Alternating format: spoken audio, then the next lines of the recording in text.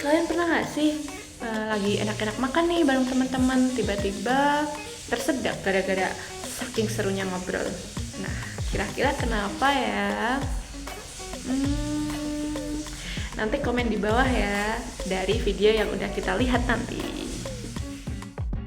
Hai semuanya, kenalin aku Makanan. Aku akan masuk ke dalam organ-organ sistem pencernaan tubuh kita. Yang pertama aku masuk ke dalam mulut. Apa ya yang terjadi di dalam mulut? Betul, terjadi pencernaan mekanis, yaitu pengunyahan oleh gigi. Lalu apakah terjadi pencernaan kimiawi? Nah, lihat di sekitarku, terdapat beberapa kelenjar ludah. Ludah kita mengandung suatu enzim. Ketuk aku untuk tahu enzim apa ya kira-kira di dalam ludah kita. Ketuk-ketuk, klik. Nah, di dalam ludah kita terdapat yang namanya enzim amilase. Enzim amilase mengubah amilo menjadi maltosa. Contohnya nih, ketika kita makan nasi, maka akan memberikan rasa manis ketika kita mengunyahnya lebih lama. Karena ludah kita tersebut mengandung enzim amilase. Nah, di sini kita akan memilih apa ya? Habis dari mulut kita menuju ke esofagus. Berarti epiglottis kita tutup.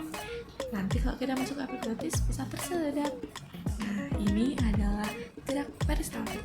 Gerak peristaltik yaitu gerak ketika konstruksi otot esofagus meremas-remas makanan di dalam esofagus kita. Nah, esofagus ini menyalurkan makanan dari mulut menuju ke lambung.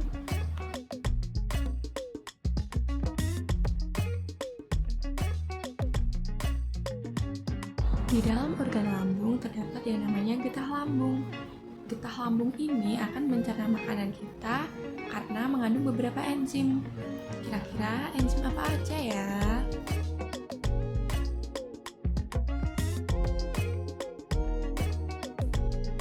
Nah, makanan itu kan mengandung beberapa zat seperti protein, lipid, karbohidrat. Di lambung kita akan mengubah protein menjadi peptida. Kira-kira gimana ya prosesnya? Bisa kita singkat dengan HPR. Yang pertama ada yang namanya enzim HCl. Enzim HCl akan mengubah pepsinogen sebagai enzim non-aktifnya dari pepsin menjadi pepsin. Nah, gimana cara mengubahnya? Cara mengubahnya adalah ketika pepsinogen bertemu dengan HCl atau asam klorida. Ya, betul, dia akan berubah menjadi pepsin. Nah, pepsin ini akan mengubah protein menjadi peptida. Jangan lupakan ada renin yang mengubah protein kasein khusus dalam susu. Selanjutnya kita akan melewati otot sphincter menuju ke dalam usus halus. Di usus halus ini terjadi pencernaan kimiawi juga, namun dengan bantuan organ lain. Kenapa? Karena usus halus terdiri dari 3 bagian, duodenum, jejunum, dan ileum. Nah, di duodenum ini tidak dapat menghasilkan enzim sendiri, dia membutuhkan bantuan dari organ-organ lain. Kira-kira organnya apa aja ya? Betul, dibantu dengan organ hati dan pankreas. Nah, hati ini akan menghasilkan yang namanya bilus. Seperti yang udah kita pelajari di sistem ekskresi, bilus itu mengandung juga yang namanya bilirubin biliverdin yang menghasilkan warna kuning pada urin kita.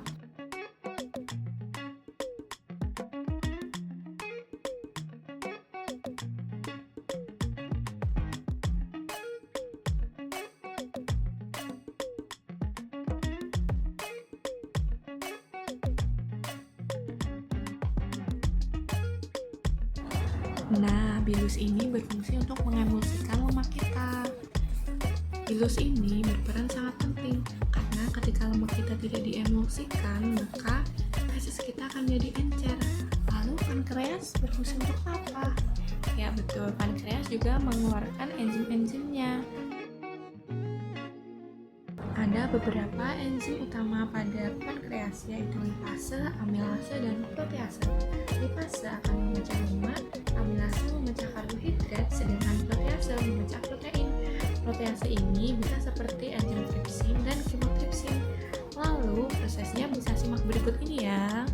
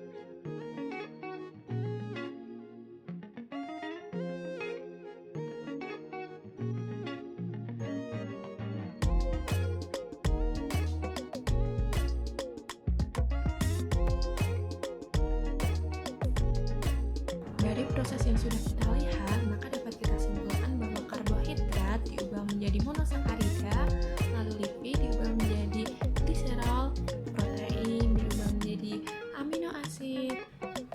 Yes, yuk. Nukleik asid diubah menjadi nukleotida. Nah, selanjutnya kita akan kemana ya? Ikuti perjalananku.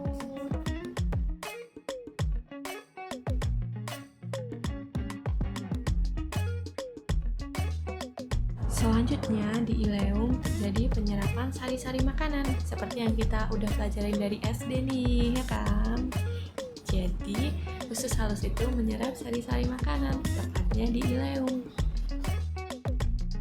Penyerapan ini menggunakan yang namanya filus. Filus ini adalah singularnya dari villi. Nah, tapi khusus asam lemak dan gliserol diangkut oleh pembuluh limfa atau di sini laktea. Oh iya, di dalam filus masih terdapat mikrovilli. Jadi, usus halus ileum ini berjonjot-jonjot. Unik ya? Yuk, kita ke organ selanjutnya.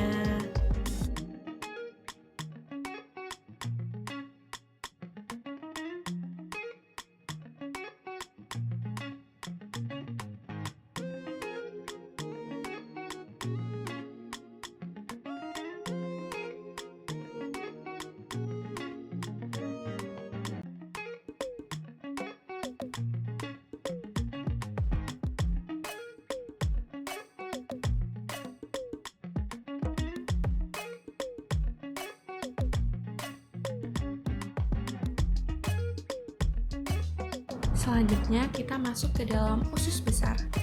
Seperti yang udah kita pelajarin dulu nih, usus besar itu menyerap air atau yang namanya reabsorpsi. Nah, di dalam ujung tadi itu ada appendix, umbai cacing. Di situ kalau kita usus buntu, makanan terjebak di situ semuanya. Nah, dapat dilihat ya, di sini terjadi penyerapan air. Tadi ketika kita melewati usus besar yang naik itu namanya ascendant. Yang mendatar ini namanya transcendent. Lalu yang sedang kita turunin ini namanya descendant. Habis dari usus besar nih, kira-kira kemana ya kita? Ya betul, kita menuju ke rektum, tempat penampungan sementara feses. Setelah itu kita akan dikeluarkan ke anus. Seperti inilah gambaran organ pencernaan dalam tubuh kita.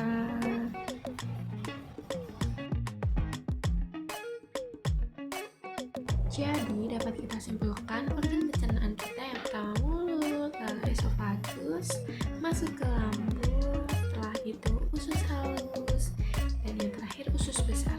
Jangan lupakan rektum dan anus ya. Dadah semuanya.